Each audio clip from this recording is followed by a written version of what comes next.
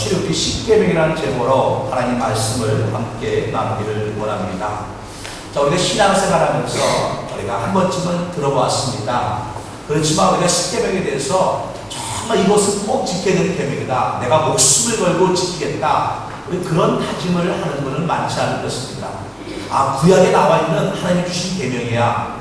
그런 지금과는 우리가 지금은 그 하나님 주신 그 모세 시대하고는 지금 너무나 많은 시간이 흘렀고 너무나 많은 사회가 변화되었고, 그 때문에 10계명은 어떤 상징적인 계명일 거야 라고 사람들이 생각을 합니다. 그래서 많은 분들이 우리가 성경이 하나님 말씀이요 진리의 말씀이라고 믿고 있음에도 불구하고 이 10계명에 대해서 그렇게 중요시 여기지는 않습니다. 오늘 제가 7절에서부터 읽었는데, 자, 1절에서부터 이제 쭉 그 하나님에 대한 계명이 나옵니다. 근데 이제 지난주에는 우리가 참 예배자라는 제목으로 우리 앞에 부분을 얘기했기 때문에 오늘은 이제 7절부터 읽으면서 우리 10계명에 대해서 함께 말씀을 나누기를 원합니다. 자, 먼저 오늘 20장 2절에 보게 되어지면 하나님 이렇게 말씀합니다. 나는 너를 애굽 땅 종되었던 집에서 인도해낸 내 하나님 여호와라. 자, 하나님은 10계명을 주기 전에 먼저 말씀하셨는데 하나님이 어떤 하나님인 것을 말씀합니다. 자, 이스라엘 백성들이 430년 동안 애굽에서 종살이 할 때 바로 그들을 애굽에서 이끌어내는 하나님이다 하고 하나님 먼저 말씀합니다. 그러니까 하나님은 전지전능하시고 능치 못함이 없는 하나님이라고 설명을 합니다. 그리고 그 하나님이 지금 계명을 주십니다. 자, 그렇다면 이 하나님이 주신 계명은 저와 여러분이 지킬 수 없는 계명이 아닙니다. 우리가 저와 여러분이 감당할 수 없는 계명이 아닙니다. 자, 우리 사과는 전혀 관계가 없는 그런 계명이 아닙니다.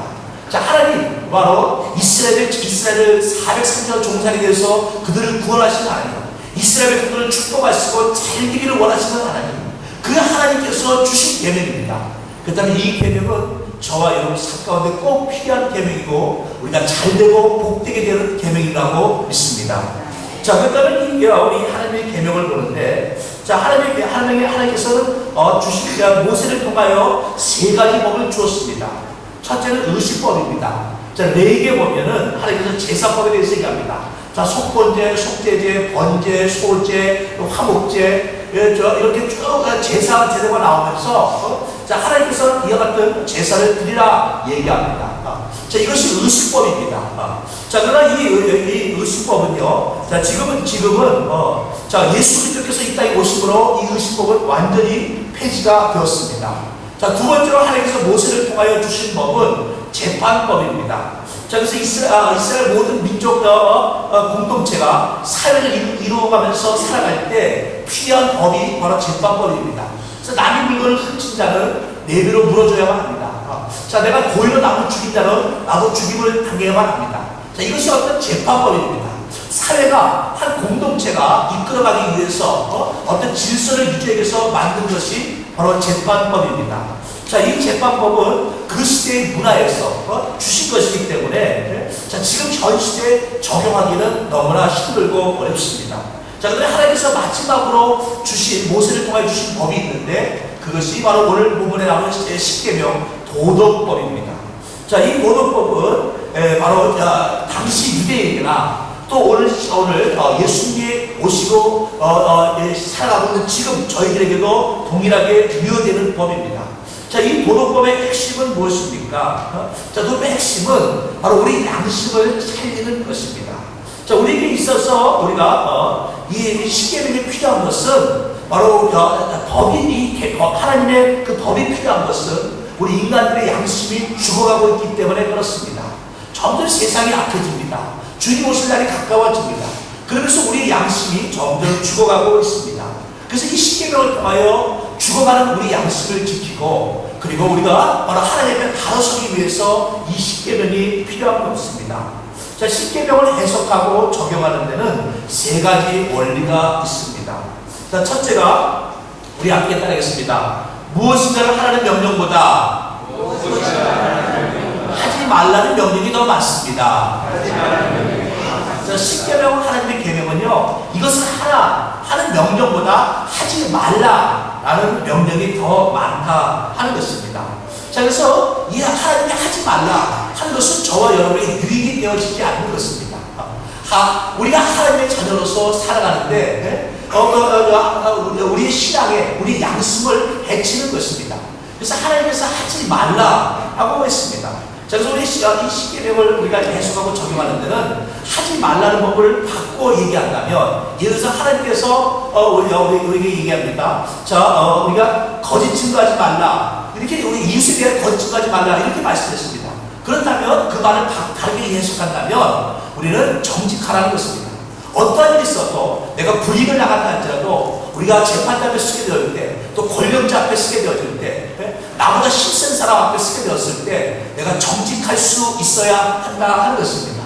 사실 오늘날 우리가 정직할 수 있다는 것이 얼마나 힘들고 어렵습니까? 자, 많은 사람들이 어떤 장만 권력에 기대서 또는 어떤 재물에 어떤 이익에 기대서 정직하지 못하고 살아가는 것을 보게 되어집니다. 그런데 하나님께서는 우리에게 바로 거짓 증거하지 말라 하면서 정직하라고 얘기하게 되어집니다. 자, 십계명을 또 해석하고 적용한 데는 두 번째 원리가 있습니다. 자, 우리 함께 따라합니다. 외적인 행동뿐만 아니라 그 마음 상태까지 포함하는 명령입니다. 쉽게 예를 들겠습니다. 자, 우리가 하나님께서 말씀합니다. 도둑질하지 말라 그랬습니다. 근데 나는 도둑질하지 않았습니다. 근데 누가 이웃이 가지고 아주 멋진 것을 가지고 있습니다. 아주 내가 꼭 사고 싶은 것을 그 사람이 갖고 있습니다. 야, 내가 저걸 어떻게 하면 내가 차지할 수 있을까? 내가 어떻게 하면 가질까? 내가 실제로 도둑질하지 않았습니다. 그럼 어떻게 하면 그것을 내가 다 소유할 수 있을까? 마음속에 머리를 굴리고 뼈를 굴리고 막 합니다. 그러면 이것도 하나님께서는 도둑질한 것으로 여긴다 하는 것입니다. 자, 그래서 예수께서 말씀합니다. 자, 마음의 음욕을 품는 자마다 가늠한 자니라. 주님 그렇게 말씀하지 않습니까? 실제로 내가 가늠하지 않았지만 마음의 음욕을 품고 있으면 그것이 가늠한 것이 되어진다라고 주님 말씀합니다. 그 십계명을 해석하고 적용하는 데는 사실 외적인 행동뿐만 아니라 그 마음 상태까지 포함하는 것이다 하는 것입니다. 자, 하나님께서 십계명을 통하여서 우리에게 말씀합니다. 자, 살인하지 말라고 했습니다. 근데 아직 내 원수가 있습니다. 정말 내 미워하는 원수가 있습니다. 내가 그 사람을 내가 힘이 없어 살인하지 않지만, 아니면 내가 용기가 없어 내가 어떻게 해치지 못하지만, 아니면 하나님이 두려워서 해치지 못하지만, 그러나 내 마음속으로 수백 번 그 사람을 죽입니다. 수백 번 죽입니다. 그러면 이것도 살인하는 것이 되어진다 하는 것입니다.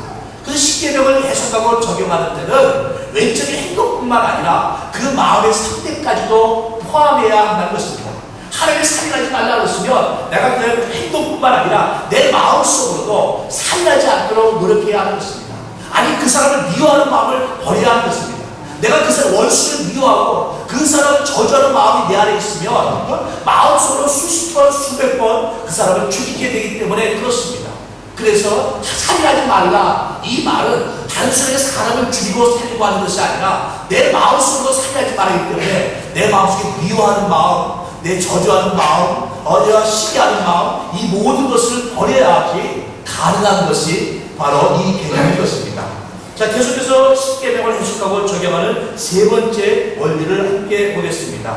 자, 우리 함께 따라합니다. 하나님께 대한 의무입니다. 하나님께 대한 의무입니다. 자, 우리 살아가면서 우리 각자 의무가 있습니다.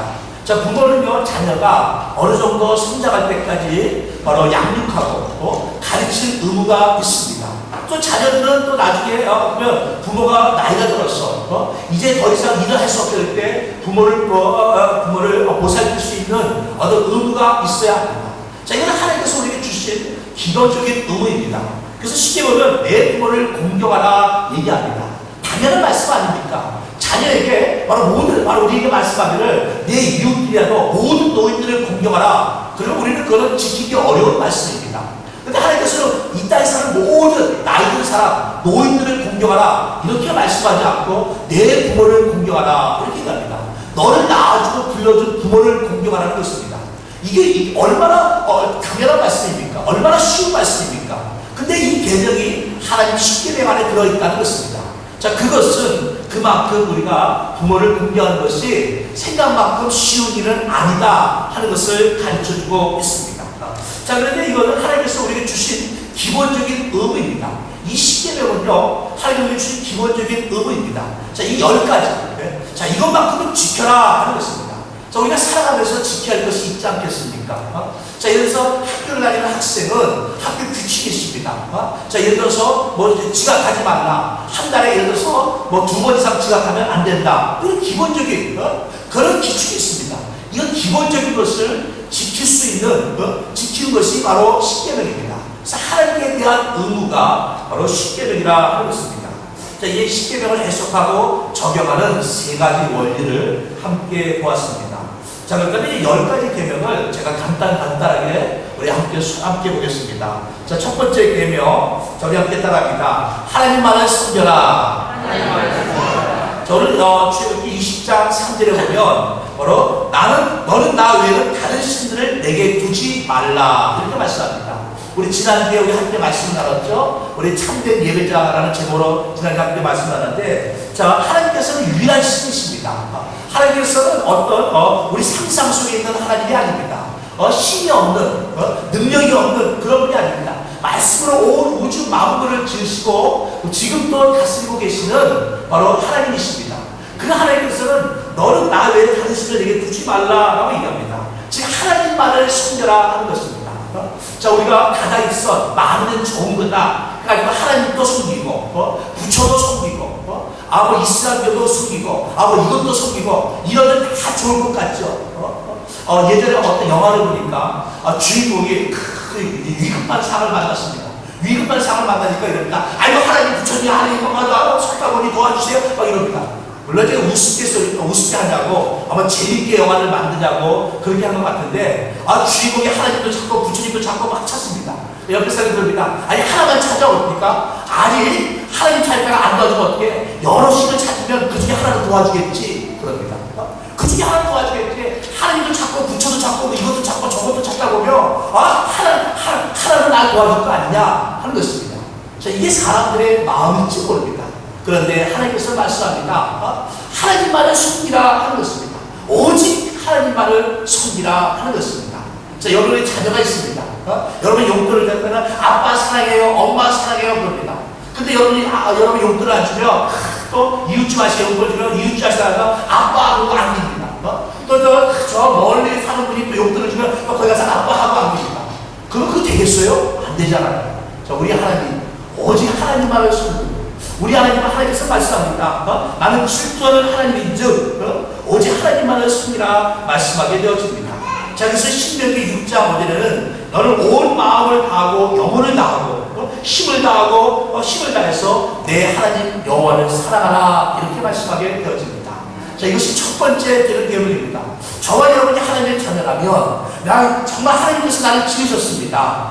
나 예수 그리스도의 보혈을 필요하며 나는 구원받았습니다. 나는 하나님의 자녀입니다 라고 우리가 고백하고 있다면, 진심으로 그렇게 고백하고 있다면 오직 하나님만을 섬기는 저와 여러분 되시기를 주의 이름으로 축원합니다. 자, 두 번째 우리의 계명을 함께 봅니다. 자, 우리 함께 따르겠습니다. 우상을 만들지 말라. 자, 4절부터 6절까지 말하죠. 자, 너를 위하여 생긴 우상을 하늘에 있는 것이나 아래로 땅에 있는 것이나 땅 아래 물속에 있는 것이나 만들지 말라라고 얘기합니다. 자, 왜 우상을 만들지 말냐 하면 우상은 헛된 것이기 때문에 그렇습니다. 우리가 돌로 또는 나무로 또는 어떤 지름으로 어떤 우상을 만들어도 그 우상이 우리에게 지켜주는 것은 아닙니다. 우리에게 복을 가져다 주는 것은 아닙니다. 그 우상 단지 우리의 마음의 위로가 되어질 뿐이지 전혀 그런 것이 어떤 효과가 있는 것은 아닙니다. 자, 제가 전에도 여러 번 말씀을 함께 나눴지만 제가 앵커에서 전진 목회를 할 때입니다.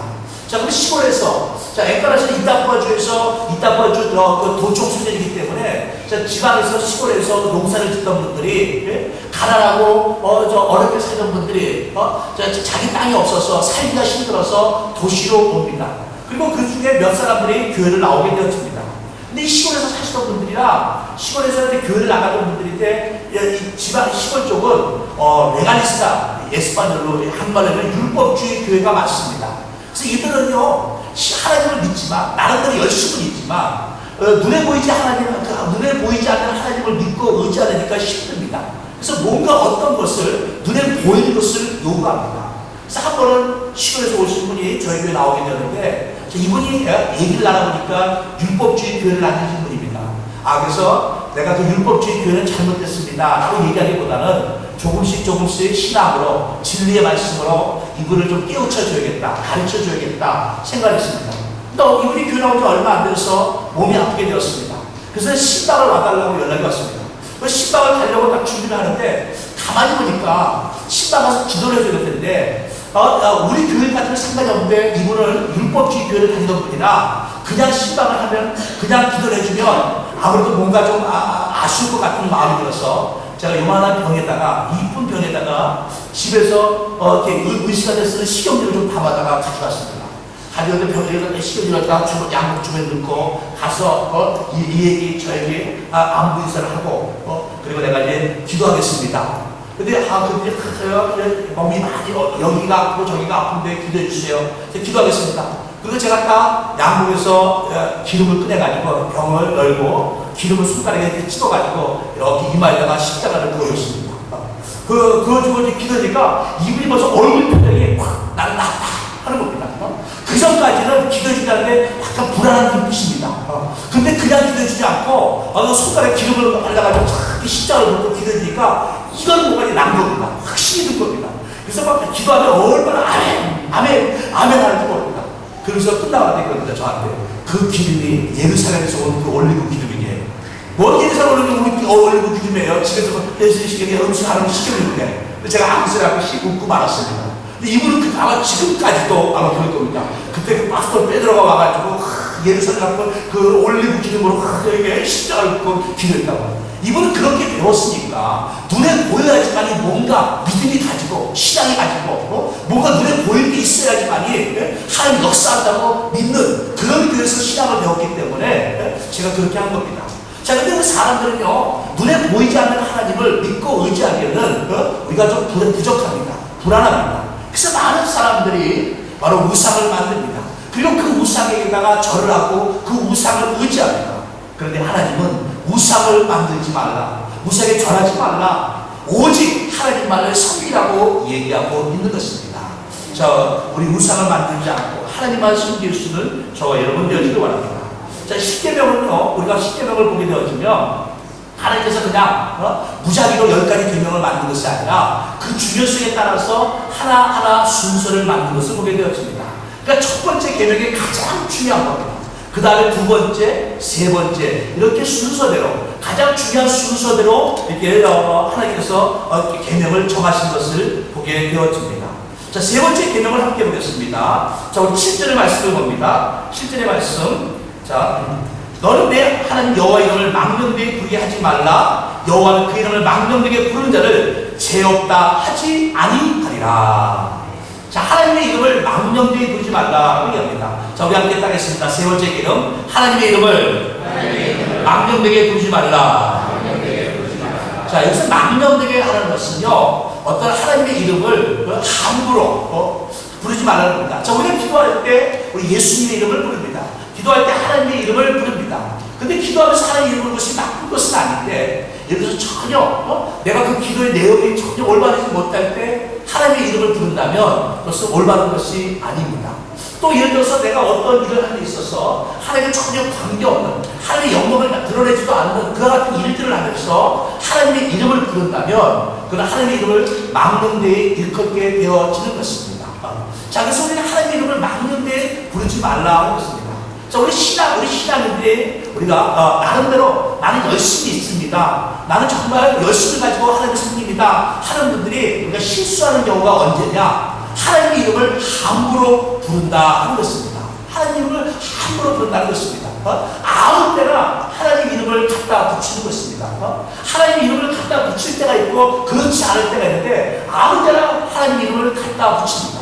자, 이것은 잘못되어진 것입니다. 바로 하나님의 이름을 망령되게 부르지 말라라고 얘기하게 되어지는 것입니다. 자, 우리는 하나님의 이름을 망령되게 부르지 말아야 하는 것입니다. 자, 그래서 유대인들은 여호와라는 하나님의 이름을 부를 때 그 이름을 함부로 부를 수 없어서 아도나이라는 다른 발음으로 바꿔 부르기도 합니다. 또 성경을 필사할 때도 하나님의 이름이 나오면 기도하고 또 때로는 목욕하고 또 옷을 갈아입고 그리고 하나님의 이름을 적었다라고 기록되어 있습니다. 그러니까 이분이 서기관들이 성경을 필사하면서 하나님 이름을 쓸 때는 너무 조심스러워서 함부로 하나님 이름을 쓸 수가 없어서 기도하고 묵상하고 그리고 하나님의 이름을 썼다 하는 것입니다.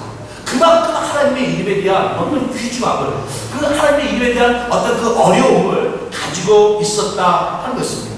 자, 우리 예를 들어서 여러분 부모님 이름이 어떻게 됐어요? 그러면 우리 부모님이 뭡니다 이렇게 얘기하기보다는 무슨 자입니다 하고 얘기하고 하지 않습니까? 그게 왜? 부모님이니까 나를 낳아주신 부모님의 이름을 함부로 내가 이렇게 막 부르기가 뭐해서 이렇게 얘기합니다. 그런데 온 우주 만물을 창조하신 하나님, 그 하나님의 이름을 우리는 망령되이 일컬어서는 안 됩니다. 그 하나님의 이름을 함부로 불러서도 아니 되어질 것입니다.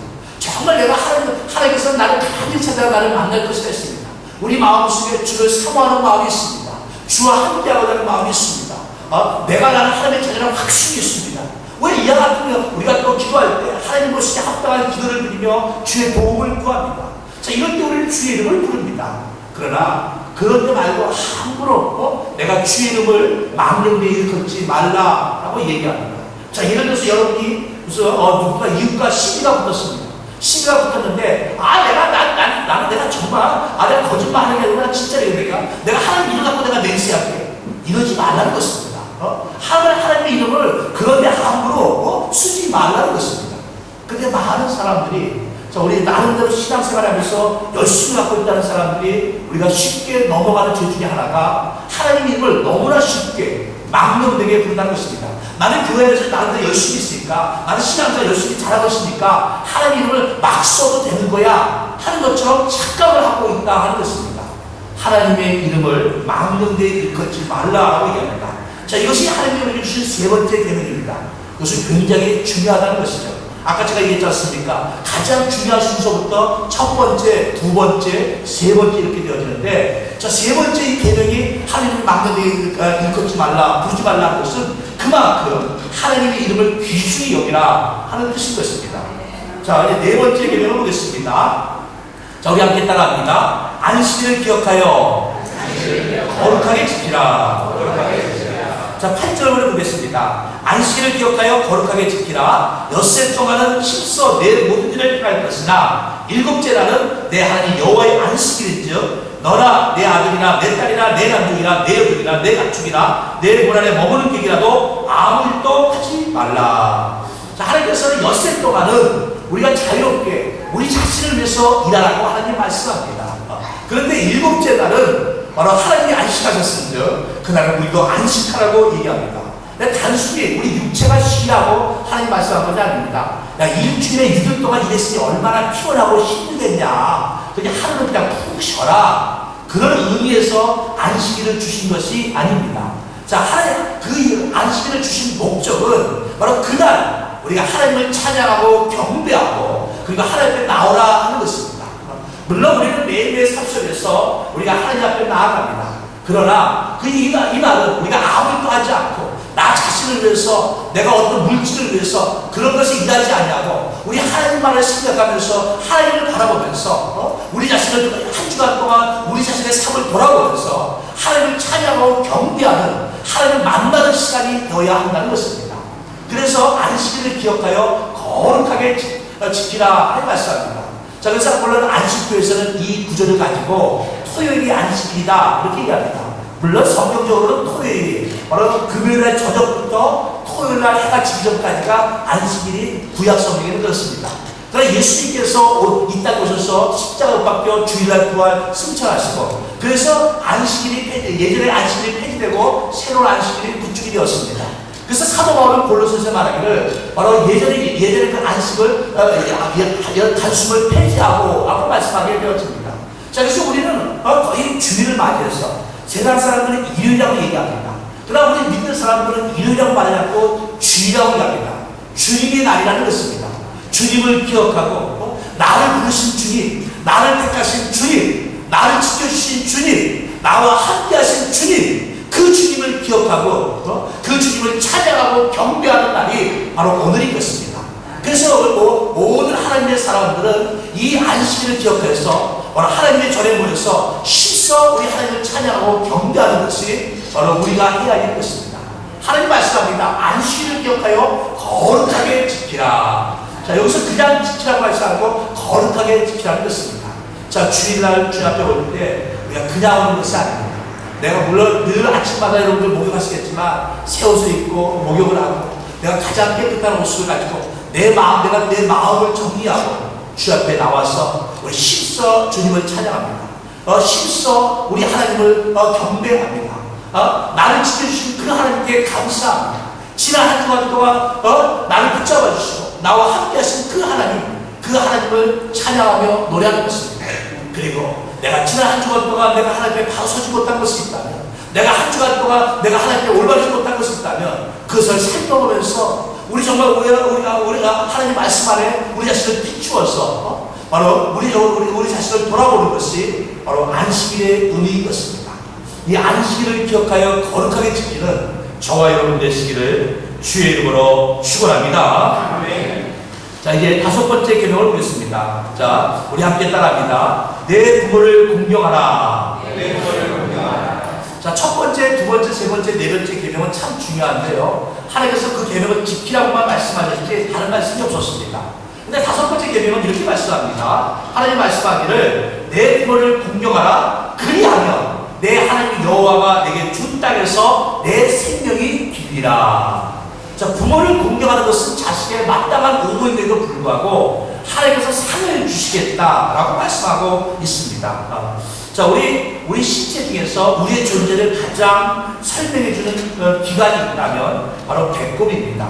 자, 배꼽은 내가 이 세상에 홀로 존재하지 않았다는 것을 바로 증명합니다. 자, 여러분 중에 만약 배꼽이 없는 분이 있다면 배꼽이 큰 분도 있고 쑥 들어간 분도 있고 바깥으로 튀어나온 분도 있고 뭐 배꼽의 모양이 다 다르겠지만 나는 배꼽이 없어요 하는 분이 있다면 아마 그분은 우주인일 거예요. 아마 하나님과 전혀 관계가 없는 사람일 겁니다. 배꼽, 모든 사람들은 다 배꼽이 있습니다. 그리고 배꼽이 있다는 것은 이 배꼽으로 내가 부모님과 연결되었다는 것을 설명하고 있습니다. 이 세상에 내가 홀로 존재하는 존재가 아니라 나를 낳아주신 분이 있어서 그분 때문에 내가 이 땅에 나왔다는 것을 설명해 주는 것이 바로 배꼽인 것입니다. 자, 배꼽을 보면서 하나님께서 우리 부모를 창조하시고 그리고 그분과 내가 연결되었다는 것을 알게 되었습니다. 그리고 부모님을 공경하는 것이 바로 하나님을 경외하는 것이라는 것을 우리에게 가르쳐주고 있는 것입니다. 자, 우리 흔히 이런 속담이 있습니다. 자, 한 어머니가 5자녀를 키울 수 있지만 5자녀가 한 어머니를 못 모신다라는 얘기가 있습니다. 어머니는 자식이 5명이라도 기를 수 있지만 그 자식이 나중에 장성해서 그 5명의 자식이 다 장성했지만 어머니를 못 모신다는 얘기가 있다는 것입니다. 자, 그만큼 부모를 공경하는 것이 쉬운 일은 아니다 하는 것입니다. 사회가 점점 물질화되어지면서 우리는요, 사회가 물질화되면서 사람들의 이기적인 마음속에 또 개인주의가 또 자기와 자기만 아는 그런 그 개인주의가 발달되어지면서 오히려 부모를 모시지 못하는 게 되는 것을 보게 되어집니다. 자, 어저께인가요? 제가 신문에서 봤는지 아니면은 페이스북 하는 건데 보니까 누가 재밌는 글이 있습니다.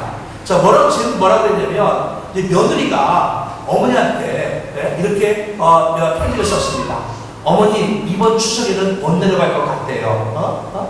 어머니, 이번 추석에 못 내려가면 섭섭해하지 마세요. 우리가 전화를 자주 안 한다고 해서 한 달에 한 번, 1년에 한 번 전화 안 한다고 해서 섭섭하게 하지 마세요. 그래서 이번에는 우리 가족과 함께 어디로 여행을 갈 겁니다. 어머니 10만 원 보내드리니까 잘 쓰세요. 그래서 어머니 나이가 늙었다는 것은요, 권력을 가진 것이 아니라 내가 점점 소멸돼 간다는 것을 아셔야 합니다. 그래서 이제 어머니한테 충격적으로 나이가 들어서 자꾸 자식을 원하거나 이렇게 하지 말라, 귀찮게 하지 말라 하고 어머니가 시어머니한테 그렇게 편지를 썼습니다. 시어머니가 갑자기 왔습니다. 이제 아마 카톡으로 보낸 거겠죠. 하는데 며느라 고맙다. 바빠서 못 했는데 할 수 없지. 네가 보냈으면 잘 쓰겠다. 사실 그렇지 않아도 선산판도 65 가고 이 앞에 도로 나와가지고 그 보상금 30억 받아서 그거 니들 세자녀 오면 다 나눠주려고 했는데 바빠서 못 했는데 할 수 없지. 그 둘째하고 셋째에게 나눠주마. 어머니가 이렇게 여쭤 왔어요. 그때 며느리가 얼른 가서 답장을 보냈습니다. 어머니, 제가 친정어머니한테 보낸다는 그게 잘못 같네요. 사실은 해외 여행 간다고 해서 어머니한테 가서 어머니랑 이번 명절에 함께 있으려고 했던 건데, 어머니, 제가 이제 아까 카톡 보낸 거에서 친정어머니가 잘못 보낸 겁니다.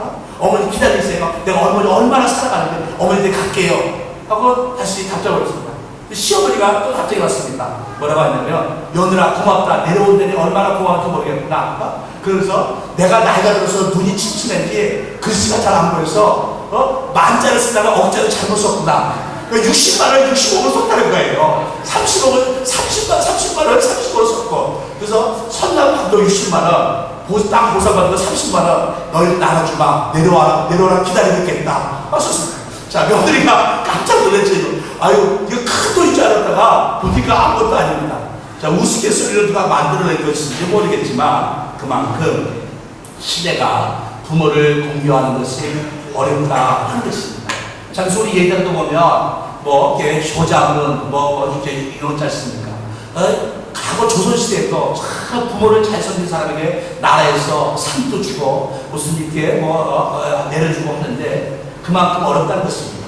자, 그런데 아직 부모님이 살아계시다면 그 부모님을 공경할 수 있는 저와 여러분 되어지길 원합니다. 우리 부모를 공경하는 것이 바로 하나님을 경외하는 것입니다. 하나님께서 우리에게 주신 명령입니다. 우리 살아계신 부모님을 공경할 수 있는 저와 여러분 되시기를 주의 이름으로 축원합니다. 자, 6번째 계명입니다. 우리 함께 따르겠습니다. 살인하지 말라. 자, 13절입니다. 살인하지 말라. 자, 모든 생명은 하나님께 속한 것이므로, 자, 살인은 우리가 하나님의 주권을 침해하는 것입니다. 단순히 내가 악한 일을 행하는 것이 아니라, 바로 하나님의 주권을 침해하는 것입니다. 자, 사람의 목숨을 죽이고 살릴 수 있는 권한은 하나님께만 있다는 것입니다. 그래서 하나님은 살인하지 말라고 얘기합니다. 물론 저와 여러분하고는 살인하는 아무 관계가 없습니다. 보통 사람은요, 살인하자 영화 속에서 살인하는 장면을 봐도 깜짝 놀라고 무서워서 눈을 감고 그럽니다. 자, 그런데 아까 제가 처음에 시작할 때 얘기했지만 우리가 사람을 죽지는 않습니다. 우리는 그런 말에 용기도 없습니다. 또 그 사람을 죽일 만한 어떤 힘도 없습니다. 그러나 누가 원수가 있어서 내가 그 사람을 미워하고 저주하고 그 사람을 그냥 내 마음속에 아주 그냥 마음속에서 괴롭히고 마음속에서 살인하고, 그럼 이것도 살인하는 죄가 되어진다 하는 것입니다. 살인 단지 외적인 행동뿐만 아니라 우리의 마음 상태까지도 살인하지 말아야 하는 것입니다. 자, 살인하지 말라. 혹시 여러분 가운데 원수가 있습니까? 미워하는 사람이 있습니까? 내가 혹시 용서가 안 되는 사람이 있습니까? 주님께서 우리를 용서해 주었습니다. 저와 우리도 하나님 앞에서 죄인이었는데 하나님께서 독생자 예수께서 이 땅에 보내주시고 예수의 십자가 못 박혀 주로 말미암아 온갖 숙주와 멸시를 당하시고 바로 피 흘려 죽으시고 말미암아 우리의 모든 죄를 다 용서해 주었습니다. 자, 우리 주님의 십자가에서 나를 위해 십자가에서 예수님 바라보고 앞에서 내 안에 미워하는 마음이 들 때마다 내 마음이 용서하지 마음이 있을 때 내가 그 사람을 죽이고 싶고 그런 마음이 들 때마다 나를 위해 십자가에서 예수님 바라보면서 바로 그 마음, 미워하는 마음을 버리시기를 주의 이름으로 축원합니다. 자, 우리 7번째 계명을 함께 보겠습니다. 자, 우리 함께 따라합니다. 가늠하지 말라. 자, 지금 점점 세계가 사람들의 어떤 그런 프라이버시, 어떤 그런 생각을 존중하는 시대가 되었습니다. 그래서 점점 간통죄가 없어집니다. 세계에서 유일하게 간통죄가 있는 나라가 한국하고 대만 두 나라였는데, 자, 한국은 이제 간통죄가 없어졌습니다. 대만도 아마 모르긴 몰라도 아마 몇 년 지나지 않아서 간통죄가 없어질 것 같습니다. 이제 전 세계는요, 이제 간통죄가 없습니다. 사람이 사람을 사랑하는 것은 당연한 것인데 왜 간통죄가 있느냐 하는 것입니다. 자, 물론 그 말을 그렇게 보면 당연한 것 같은데 바로 하나님 앞에서 서약을 한 부부가 자기 남편이나 아내를 놔두고 다른 여자를 사랑하는 것은 죄가 되어진 것입니다. 성경은 분명히 그걸 죄라고 얘기하고 있습니다. 그런데 우리는요, 성경은 죄라고 얘기하고 있는데 우리는 그 죄가 아니라고 얘기합니다. 세상의 법은 죄가 아니라고 얘기합니다. 물론 우리는 하나님의 법을 지키고 세상 법도 지켜야 합니다. 그러나 하나님의 법과 세상 법이 충돌할 때 우리는 하나님의 법이 우선이 되어지는 사람이 되어야 합니다. 세상 법의 간법제가 폐쇄되었다 할지라도 하나님을 섬기는 저와 여러분은 우리 마음속에 하나님 주신 바로 계명 속에 간음하지 말라 하는 말씀이 분명히 있음을 깨달아야 하는 것입니다. 자, 우리 간음하지 말라. 자, 이것은 굉장히 중요한 겁니다. 예수님 말씀합니다. 나는 너에게 이르노니 여자를 보고 음욕을 품는 자마다 마음에 이미 간음하였느니라 말씀하고 있는 것입니다. 자, 우리 간음하지 말라. 세상에서 정말 살아가면서 많은 사람들이 이와 같은 것에 빠지게 되어집니다. 그리고 이것을 그렇게 지금 점점 예전은 아주 굉장히 중요한 일이었습니다. 근데 점점 우리의 양심이 무뎌졌습니다. 우리의 양심이 이제는 무뎌져서 얼마나 많은 사람들이, 수많은 사람들이 바로 간음이 죄가 아니라고 얘기합니다. 자, 간음은 죄가 아니라고 말하게 되어진 것입니다. 자, 한국도 얼마나 많은 그런 거, 물론 그것이 아주 희소한 일이기 때문에 신문에 나오고 방송에 나오는 것이겠지만, 자, 하나님 안에서, 아로서 저와 여러분들, 하나님의 자녀가 된 그 삶, 또 교회 안에서, 또 그런 일 때문에 어떤 신문이나 방송에 간혹가다 나오는 것을 보게 되었는데, 정말 이 시대, 우리가 이 십계명은 단순히 과학을 주신 것이 아니라 정말 이 십계명을 우리가 날마다 묵상하면서 이 십계명을 우리 마음속에 새기면서 살아가야겠구나 하는 생각을 해봅니다. 우리 간음하지 않는 것, 정말 하나님이 주신 짝을 평생 주 앞에 승할 때까지 함께 할 수 있는 저와 여러분 되시기를 주의 이름으로 축원합니다. 아멘. 자, 8번째 계명을 보겠습니다. 우리 함께 따라합니다. 도둑질하지 말라. 15절에 보면 도둑질하지 말라 하고 있습니다. 자, 이 세상에 두 사람 이상이 살아갈 때 반드시 필요한 계명이 이것입니다. 나 혼자 살아갈 때는요, 그 도둑질하지 말라 이 계명이 의미가 없습니다. 그러나 두 사람이 있으면 이 계명은 꼭 필요합니다. 자, 많은 사람들이 도둑질하지 말라. 우리 중국 영화를 보면 중국 사람들이 옷이 이렇게 넓지 않습니까? 이게 굉장히 넓어서 아니 그 당시는 그렇게 이게 뭐랄까요? 이 직물이 발달하지 않아서 비싼데도 불구하고 옷들이 이렇게 넓습니다. 왜 이렇게 넓겠을까? 근데 그 역사학적으로 보게 되어지면요, 나중에는 이제 어떤 멋으로 어떤 것이 풍습으로 그렇게 됐지만 처음에 옷이 넓게 된 것은 남의 집에 가면 물건을 훔치려고 그렇게 했답니다. 그래서 이게 옷이 이렇게 넓어가지고 여기다가 뭐 웬만하면 하나 집어넣어도 표가 안 나는 거예요. 그 훔치려고 옷을 이렇게 만들었다는 겁니다. 중국 역사학적으로 보면 그렇다는 거예요. 그러니까 예전부터 지금까지 사람들은요, 남의 것을 훔치며 살아왔습니다. 자, 영국을 우리가 바이킹기로 하지 않습니까? 그게 왜 그러냐? 영국은 섬나라이기 때문에 물자가 부족합니다. 그래서 배를 타고 다른 나라 가서 노약질하고 그 사람들 열심히 갖고 식량이나 어떤 물품을 빼앗아오고 살아갑니다. 그리고 그 당시 그게 죄가 아니었습니다. 인류의 역사를 보면 인류의 역사는요, 남의 것을 힘센 사람이 힘없는 사람 것을 빼앗는 것입니다. 자, 우리나라도 수많게 중국의 침략을 받지 않습니까? 그럼 왜 침략을 받았습니까? 그냥 와서 노약질 하려고 침략하는 거예요. 자, 그래서 인류 역사를 보면 늘 힘센 사람이 힘없는 사람을 가서 내가 땀 흘려 노력해서 수고해서 얻으려고 하는 것이 아니라 쉽게 내가 힘든 사람이 가서 힘없는 사람 그걸 뺏어오는 이것을 쉽게 생각하고 그렇게 살아왔다는 것입니다. 근데 성경 분명히 얘기합니다. 도둑질하지 말라라고 얘기합니다. 자, 오늘 이 시대에 정말 배가 고파서 물건을 훔치는 사람이 얼마나 있겠습니까? 아니, 그렇지 않습니다. 더 많은 것을 얻기 위해서 우리가 도둑질하는 시대가 되었습니다. 아니, 실제로 내가 상품에 가서 남의 집에 들어가서 물건을 훔치지 않지만, 자, 오늘날 부정부패가 얼마나 심합니까? 자, 그래서 나라가 발달해도 부정부패가 심해서 나라 돈을 훔치고 회사 돈을 훔치고 얼마나 심한지 모릅니다. 한국이 얼마 전에 국회에서 김영란 법이 통과가 됐습니다. 김영란 대법관이 전직 대법관이 만드는 발의한 법인데, 거기 보면 5만 원 이상 선물을 주지 말자. 5만 원 선물 주면 법에 걸리는 겁니다. 근데 그것 때문에 농민들이 대모하고 난리가 났습니다. 아니, 그거하고 농민들은 무슨 상관이 있습니까? 왜냐면 이 과일이나 이런 것들이 다 한 상자가 5만 원이 넘어가는데, 그거 통과되면은 과일 농사 짓는 농민들 다 망한다는 거예요. 그건 그만큼 사람들이 물론 이웃끼리 서로 정말 따뜻한 마음속에서 선물을 주고받는 경우도 있지만 뇌물로 주고받는 경우가 엄청나게 많다는 것입니다. 그래서 국회에서 5만 원 넘어 안 된다. 5만 원 갖고 어떡하냐? 또 3만 원 이상 3만 원 이상 되는 밥을 사주면 안 됩니다. 아니 저도 한국 가면요 6천 원 7천 원짜리 설렁탕 먹고 다니는데 3만 원이면 굉장히 고급이에요. 근데 국회의원하고 기자들이 세상에 3만 원 갖고 어떻게 밥을 먹느냐? 그 사람들 좋은 데 가서 대접받나 봐요. 그래서 5만 원을 올려야 된다. 최소 5만 원은 돼야지 밥을 먹을 수 있다. 그러니까 늘 나니까 얻어먹는. 나니까 얻어먹지 않고 내 돈 주고 내가 밥 사먹으면 되지 않습니까? 내가 과한 선물을 하지도 않고 받지도 않으면 되지 않습니까? 그런데 국회의원들이나 언론이나 방송인들이 반발해가지고 그 법이 만들어질 때 굉장한 어떤 시행착오가 생겼습니다.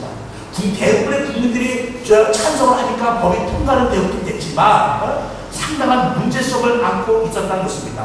그만큼 내 거 아니니까, 내 돈 주고 사는 것이 아니니까, 회사 돈이니까, 나라 돈이니까 마음대로 쓰는 사람들이 많아졌다는 것입니다. 그것도 도둑질하는 것입니다. 자, 우리는요 도둑질 아닙니다. 정말 내가 정당하게 수고하고 땀 흘려서 얻는 걸로 그것이 비록 내가 좀 생활하는데 좀 부족하다 할지라도 넉넉하지 못하다 할지라도 그것에 만족하며 살아갈 수 있는 저와 여러분이 되어야 하는 것입니다. 남이 많이 가진 것에 우리가 마음 뺏기지 말고 다른 사람이 많이 가진 것에 내가 거기에 부러워하지도 말고 오직 내가 있는 것을 내게 주신 것에 감사하며 살아갈 수 있는 저와 여러분 되시기를 주의 이름으로 축원합니다. 자, 9번째 계명입니다. 자, 이웃에 대하여 위증하지 말라. 자, 거짓 증거하지 말라 하는 뜻이죠. 자, 우리가 일상생활에서 가장 많이 어기는 계명 중에 하나라고 얘기합니다. 자, 하루에도 수없이 어기는 계명이 이 9번째 계명입니다. 자, 왜 우리가 이 9번째 계명을 하루에도 수없이 어기느냐? 자, 우리가 누구나 가지고 있는 것이 섭니다.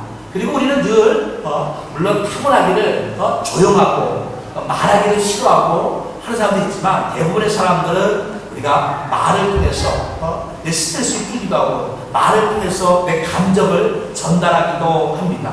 그런데 우리가 누군가 대화하면서 진실을 왜곡하면서 이 계명을 어기게 되어진다는 것입니다. 확인되지 않은 소문을 듣고 다른 사람에게 널리 전파함으로 말미암아 바로 우리는 이 9번째 계명을 끊임없이 어기게 되어진다는 것입니다. 특별히 이민 사회에서는요 이게 굉장히 중요합니다. 자, 누군가 예를 들어서 얘기합니다. A라는 사람이 B라는 사람한테 얘기합니다. 그 C가 이번 주 주일에 가는데 날 보면 굉장히 쳐다보더라고. 이 A라는 사람은 C가 기분이 나빴나? 왜 날 이렇게 쳐다봤지? 그런 식으로 얘기했는데 B라는 사람이 가서 C라는 사람한테 얘기합니다. A가 그러는데 너 이번 주에 찌려봤다며? 그냥 찌려보고 막 인상 쓰고 그래가지고 기분 막 나빴대. 너 무슨 일 있었냐? 아니 내가 뭐 어제 찌려봤다고? 이상한 사람이네? 하면서 싸움을 붙입니다. 우리 쉽게 그렇게 하는 거예요. 이상한 얘기 하다가 쉽게 얘기하는데 나는 한두 마디밖에 더 안 못했어요. 한두 마디. 아마 그랬을 거야 라고 생각을 하면서 한두 마디밖에 안 못했는데 이상한 얘기 많이 나온답니다. 그러고 나서 듣는 사람이 내가 잘못했나? 듣는 사람이 이상한 사람이지. 근데 그게 9번째 계명을 어기는 거예요. 내가 재판소에 가가지고 저 사람이 그런지 했나 안 했나 그거 했으니까 이런 것을 무시하지 않아 거짓인 것이 아니라 내가 그 사람 말을 제대로 듣지도 않고 그 사람 말을 목적이 무엇인지도 사실 깨닫지도 못하고 어떤 의미로 말했는지 알지도 못하고 내가 함부로 얘기하고 말하고 이런 것이 거짓 증거가 되어진 것입니다. 그래서 이민사에서 가장 많이 어기는 계명이 이 9번째 계명입니다. 이 9번째 계명 때문에 얼마나 많은 사람들이 상처를 입고 얼마나 많은 사람들이 우리가 연약한 신앙을 가진 사람들이 주저앉게 되어지고 그리고 믿음이 흔들거리고 이러는지 모릅니다. 우리는 입을 조심하는 자가 되어야 합니다. 그래서 성경은 말합니다. 자, 우리 혀를 다스리는 자가 되라 하고 말씀하고 있지 않습니까? 함부로 말하지 마십시오. 오히려 내가 말하는 것보다 침묵을 지키십시오. 내가 저 사람이 나한테 무슨 말을 했는데 무슨 목적으로 얘기했는지 그 사람이 어떤 뜻으로 얘기했는지 내가 이해가 되지 않는다면 깨닫지 않는다면 아예 말하지 마십시오. 거기에 대해서 침묵하십시오. 그게 오히려 죄를 짓지 않는 것입니다. 그런데 그 사람은 한마디 했는데 그런 뜻으로 얘기한 것이 아닌데 내가 그랬을 거야 라고 얘기합니다. 지난번 금년 3월달에 총회에서 열렸는데 어느 목사님이 저 얘기를 하면서 제가 굉장히 기분이 나빠가지고 다 모인 자리에서 내가 그런 적이 없는데 내가 아무리 난 그렇지 않아 그랬더니 에이 목사님 내가 마음을 내가 다 알지 내가 왜 모르겠어요 말 안 해도 내가 다 해 목사 얼마나 기분 나쁘겠어요 그래서 내가 나는 기분 안 나빠 괜찮아 왜 그랬어요 괜히 기분 나쁘고 말 못하면 내가 대신 얘기해 줄게요 제가 가서 딱 얘기하는 거예요 그래서 이 사람 내가 안다는데 에이 목사 내가 다 알아요 안다니까 그게 괜히 그러네 내가 대신 얘기해 줄게요 그래서 나는 기분 나쁘고 나쁜데 얼마나 기분 나쁘고 막 나를 위해서 얘기하는 것처럼 막 하는데 가만히 싸움 붙이는 거예요. 이 사람이 상당히 못할 사람이네. 나를 위해서 얘기하는 것처럼 하면서 내가 사실 기분 굉장히 나쁜데 차마 말을 못하는데 자기가 대신해서 의로운 사람이 돼서 나를 위해서 결론해주는 거 나를 위해서 얘기해주는 것 같으면서 굉장히 확 이게 듣는 사람 얼마나 기분 나쁘겠어요. 막 싸움 붙이는 것밖에 안 되는 거예요. 숙제인데 나 진짜 그런 마음 없어. 목사님 내가 다 알아요. 얘기하지 말아요. 내가 다 되니까. 이런 거예요. 그래서 진짜 이런 사람 진짜 무서운 사람입니다. 얼마나 무서워요, 그게. 여러분들 말을 조심하십시오. 내 일에 대하여 거짓 증거하지 말라. 하나님의 계명입니다. 우리 이 9번째 계명을 지켜서 우리 신앙생활하면서 또 이민사회에서 서로 오해가 없고 다툼이 없는 우리 모두가 되시기를 주의 이름으로 축원합니다. 자, 마지막 10번째 계명입니다. 내 이웃의 것을 탐내지 말라. 자, 이 10번째 계명이 참 어렵습니다. 왜냐면 탐심을 품었는지 안 품었는지는요, 잘 모르기 때문에 그렇습니다. 이건 비밀스러운 죄입니다.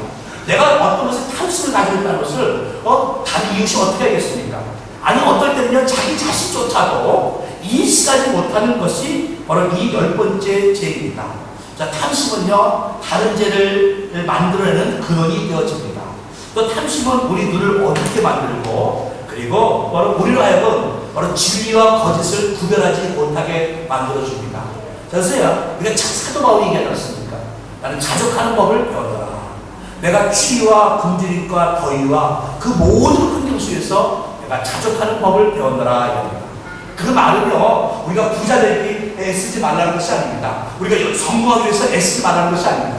내가 부자 되기 위해서, 성공하기 위해서, 내가 남들보다 잘 살기 위해서 여러분 노력하는 건 절대로 나쁘지 않습니다. 그런데 내가 지금 주어지는 환경 속에서 이것에 만족하라 하는 것입니다. 주어진 환경에서 만족하라는 것입니다. 여러분이 주어진 환경에서 만족하라. 내가 탈수를 푸니까 이 파라과이는요, 이 꽃다 제도가 많지 않습니까? 제가 페이스북에 가다가 보면요, 이게 나이키 운동화를 막 나옵니다. 근데 보니까 처음에는 15만 원 해가지고 와, 가짜 아니야? 무슨 나이키 운동화 15만짜리 어딨지? 나도 한번 사야겠다. 자세히 보니까요, 이게 15만 곱하기 5초 꽂다. 그러니까 120만 원이에요. 그러니까 한 달에 15만 원씩 8번 꽂다. 9만 5천 원. 9만 5천 원 곱하기 12, 이런 식이에요. 저는 처음에는 그게 9만 5천 원, 12만 원, 15만 원이 나이키 운동화죠. 야, 이거 가짜 아니야? 왜 이렇게 싸지? 했는데, 이제 그 꽂아놓은 거예요. 그래서 제가 가만히 있는데, 참, 이거를 사는 사람들은 어떤 사람들일까? 라고 생각해 보았습니다. 꼭 운동화가 필요한 사람들이 또 있겠지만, 아니, 그걸 갖다가 운동화를, 돈 있는 사람들은 꽃다로 안 살 거예요. 현재적인 사람은 더 싸니까. 그러면 대부분 없는 사람들이 이걸 살 텐데, 예를 들어서 꼭 냉장고 같은 거, 생활이 필요하지 않습니까? 이런 거 살 수 있습니다. 내가 꼭 필요. 근데 운동화 같은 거는요, 나이키 같은 운동화, 나이키 운동화 안 사고, 그냥 중국 운동화, 100만 원짜리 사도, 어차피 쓰는 거에 큰 불편함은 없습니다. 그런데 꼭 그런 거를 사는 사람들이 있다는 겁니다. 내가 꼭 필요한 것이 아닌데도 불구하고, 그럼 이것도 저는 탐심이라고 생각이 되어집니다. 사회가 자꾸 이렇게 탐심을 만들려고 합니다. 여러분, 있는 것에 만족하십시오. 내가 가지고 있는 것에 자족하는 습관을 가지고 살아가시기를 바랍니다. 우리 탐심도 죄가 되어집니다. 우리 자족하는 마음을 가지고 날마다 우리를 구원하신 예수님 바라보며 살아갈 수 있는 저와 여러분 되시기를 주의 이름으로 축원합니다.